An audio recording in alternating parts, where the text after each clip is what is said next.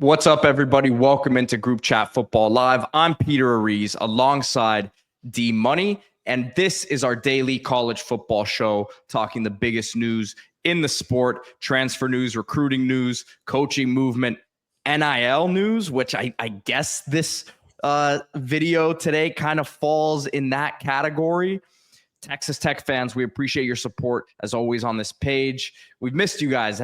James Blanchard, getting him back, that was the most recent video. But today, some potentially huge news for the Red Raiders. Maybe, kind of, sort of. We're going to try to figure it out here. But one of their top boosters, I guess you could call it, the founder of their collective at Texas Tech, which, as we've seen and we'll get into, has been a monster in the transfer portal.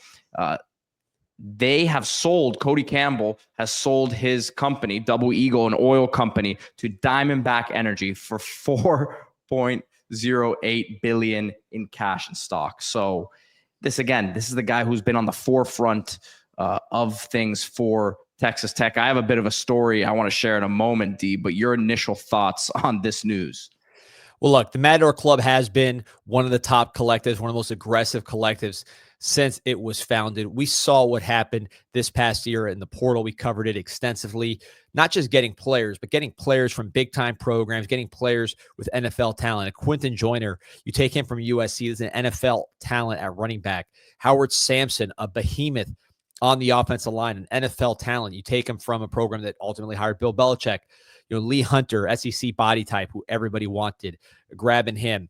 Romello Height, a highly sought-after defensive end. You're talking about, guys that can catch the ball. Reggie Virgil from Miami, Ohio, a really emerging, tall, talented player. Terrence Carter, multidimensional tight end from Louisiana, Raging Cajun. Some great offensive linemen. We mentioned Sampson above. Sampson above. What about Hunter Sambrano, a very athletic, highly regarded 93 ranked transfer going to Texas Tech from Indiana State, originally from South Florida, someone I watched in high school, really, really talented player, very good mover. Cole Wisniewski from all the way in the Dakotas, North Dakota State, tall, super intriguing safety / linebacker with NFL interest, with a FCS All-American, 6'4", 218. He makes the jump. So again, so many names. I just went through a few of them here going to Texas Tech. And what this move means to me is a couple things. Number one, let's assume the current state of play, right? Texas Tech Matador Club is going to continue to be an elite collective, get even stronger here. Let's say that the cap, which has been proposed by that House settlement, takes effect, and there's revenue sharing, there's a cap, and everybody's on some sort of equal playing field. If that's the case, this just means that there's going to be more money available for Texas Tech to get advantages in other ways.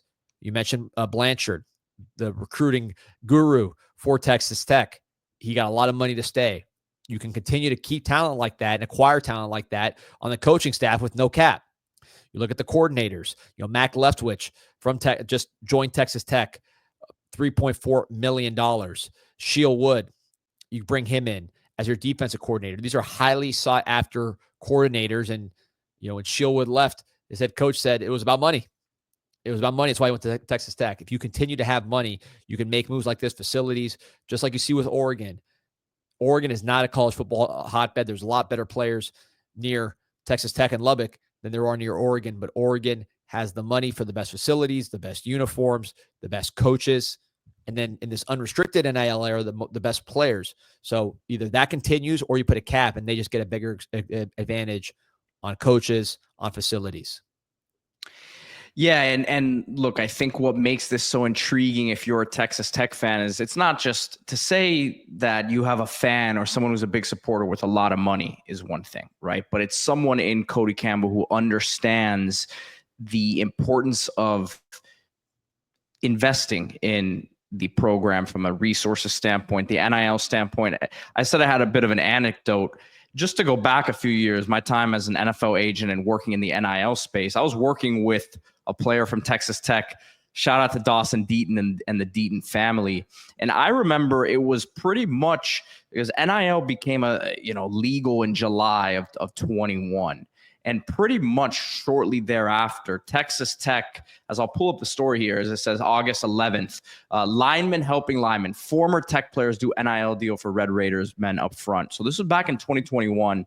I remember reviewing a deal for this player and, kind of looking at it, and it was only for the offensive line because he was a former player, but this is someone who was out there early, and he was doing it to get in the space and obviously to start to get an understanding of it years ago when NIL was supposed to be really just from a marketing standpoint, right? Not the collectives getting into play. So he had gotten his foot in the door very early, started to understand what the rules were. I remember looking at paperwork that was from the agreement that they had to get looked at from a compliance standpoint and all that. So fast forward now 4 years down the line, and you have someone who has a real understanding of the business of the game, and obviously it's taken effect this last offseason here.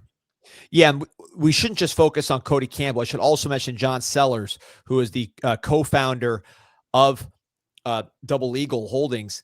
He's a former Red Raider football player himself. His wife, a former softball letter winner, very productive player. So these are that side, which is the other side of the coin. They're also Texas Tech former student athletes. He gave an $11 million donation to Texas Tech's athletic department, about a little over 2 years ago. So both sides of this transaction, or I should say both parts of the Double Eagle side of the transaction at the leadership level, are Red Raiders and major Red Raider supporters. So we talked about Cody Campbell, but I also want to shout out Sellers as well, John Sellers and Tracy Sellers, because they're a big part of this deal as well. So a lot of beneficiaries of this transaction, and the two biggest ones happen to be former Red Raider student athletes, and that is, to me, very, very relevant.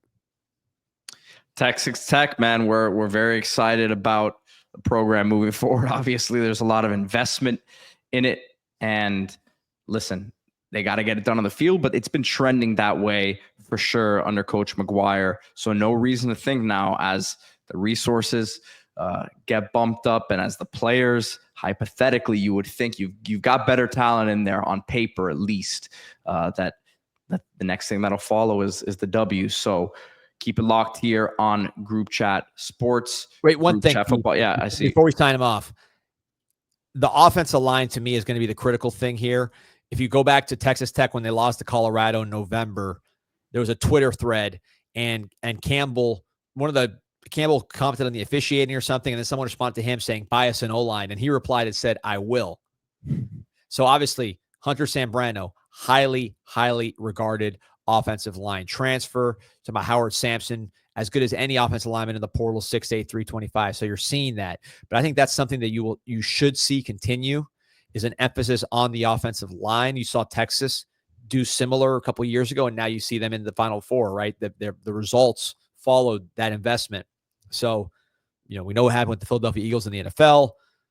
We've seen it happen with Notre Dame, and certainly Ohio State, also very NFL-laden offensive line. So if you're Texas Tech, to me, prioritize the offensive line, continue to do that. You're going to find good receivers in Texas, certainly find good receivers. You can go to Florida. You can get good receivers all over the country. You're going to find good quarterbacks in Texas, even if they didn't go to Texas or Texas A&M. Texas doesn't even recruit always the best quarterback in Texas. Their quarterback commit for the class of 26 is from near us here in South Florida with Dia Bell. So there's going to be great Texas quarterbacks available.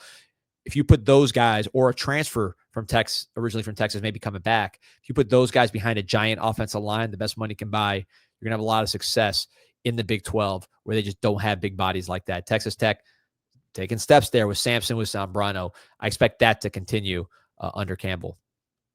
Without a doubt. Once again, hit that like button, subscribe to the channel if you enjoyed this content. Texas Tech fans, we definitely have more of this stuff coming for you guys. And if you're fans of the sport in general, we cover everyone across the country. So keep it locked here on Group Chat Sports, Group Chat Football Live. Thank you all for watching today.